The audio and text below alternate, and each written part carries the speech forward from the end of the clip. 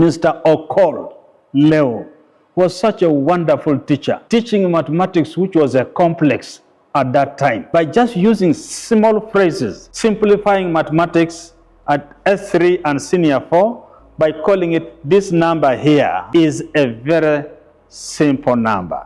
This number here is a very simple number. By simplifying things like that, he made mathematics real. We're able to maneuver matrices and quadratic equations very easily. And you know, the building infrastructure is very spacious today for higher education institutions of learning.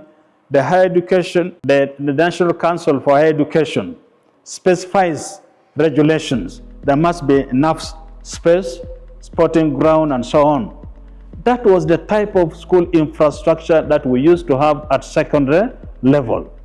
Very nice buildings, some old, some new, and then the dormitories were all around but in a pattern, and that alone made life at school enjoyable. Now, another thing which makes a learner like myself love learning are the other facilities that are given by the school.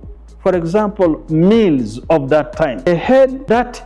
A body that's not built up by good nutrition will never respond to those matrices and other things that are given in class.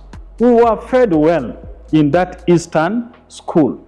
Breakfast, mid-morning tea, accompanied by eggs sometimes with ripe bananas, then lunch, then evening tea, accompanied with groundnuts, then supper. Wonderful.